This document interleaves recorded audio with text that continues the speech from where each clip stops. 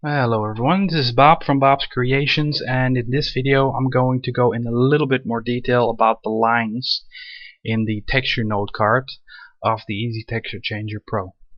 Now in your node card you will find these 5 examples. I'm showing you this in WorkPad because it's just too small when I show it to you in SL. And these are the 5 options that you have when you create a button with a texture. And what I mean with that is you can't, for example, if you use example 4, you need to use the whole line. And that means you have to put the texture repeats, the texture offset, and the texture rotation. You can't just only put the texture repeat. And that goes for all the lines. You either use them completely or you don't use them. And for example, for the color, you could use the standard one, which is just the color and the face, or the advanced one, which is example 5, which is the color, the face, and the transparency. And for the texture, you could use example 1, which is just the texture and the face, or example 4, which is the texture, face, texture repeat, texture offset, texture rotation. And you can always use properties for the prim's face, the transparency, the glow, and the full bright. Now with example 3, and only with example 3, you could use DC, which is short for don't change. So if you would use this line here, and my category would be pillow 1, and let's say the button is blue. Let me make it pillows. So this part here would create on the main menu a button called pillows, and when you click the button pillows you will get the button pillow 1, and when you click the button pillow 1 you get the button blue, and when you then click on button blue then something happens. Now here at prim or prims we can type any prim number or multiple prim numbers by using a comma. So let's say we want to change prim 0, prim 2, prim 5, and prim 6. We can just type that. Now we can also use prim names. Let's say we named the pillow 1. We can just type pillow 1 here.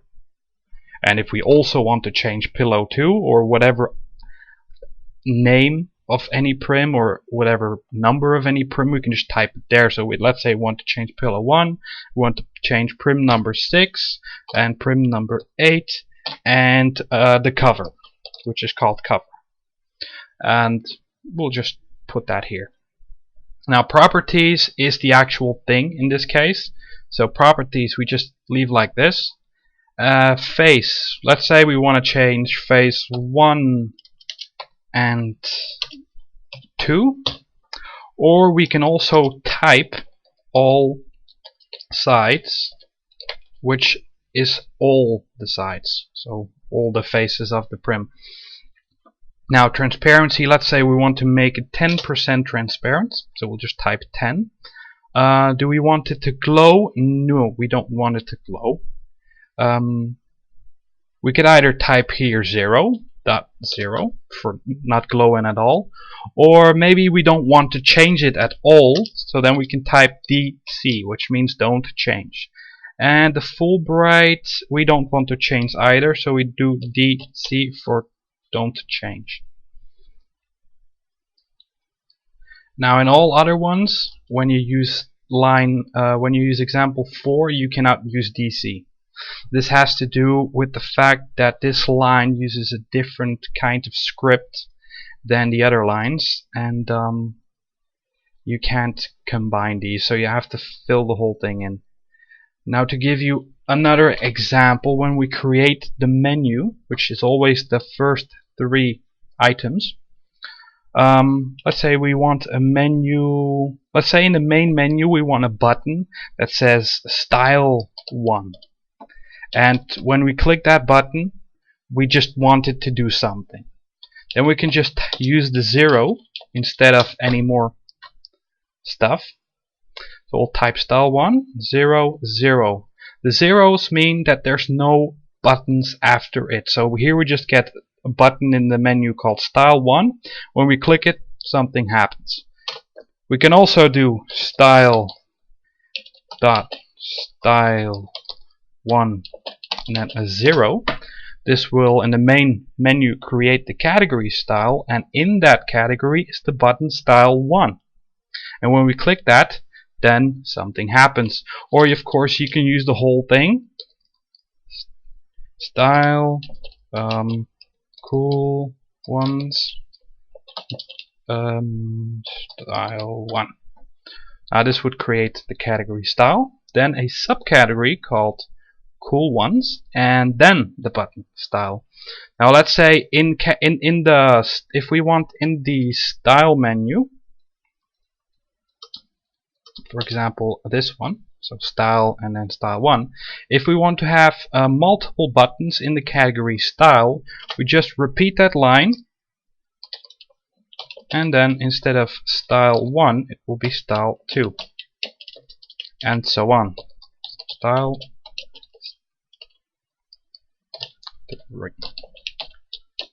So right now this code would generate in the main menu a button called style, and then when you click that one you get another menu with the button style1, style2 and style3. Now let's say with button 1 we want to change the texture to well, first we have to say the prim. Let's say style1, we pick the cover and we set some texture. I don't have a texture UID here, but it should look something like that. And then the face, let's say all sides. We'll just use a simple one, which is example 1. So this button style1 would then change the texture of the cover to this UUID. Now let's say we also want to change the color when the button style1 is clicked or pressed. We'll just make the same button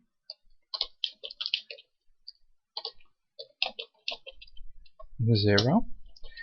And let's say when they push the button style1, we also want to change the pillow to a certain texture.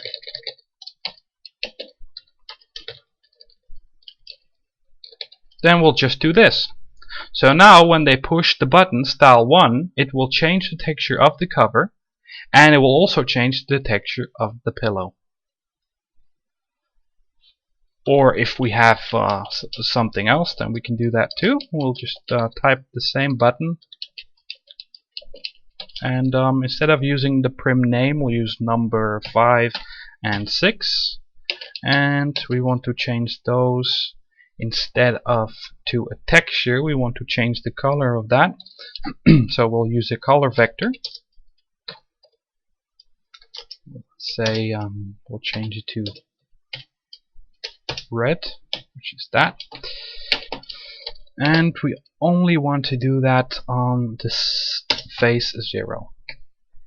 So now when you click on your bed or pillow or whatever you're using this stuff in, you'll get a button called style. When you click that button, then you get a button called style1, and when you click on style1, it changes the cover, the prim named cover, to this texture. It will also change the object named pillow to this texture, and it will change prim number 5 and prim number 6 to this color.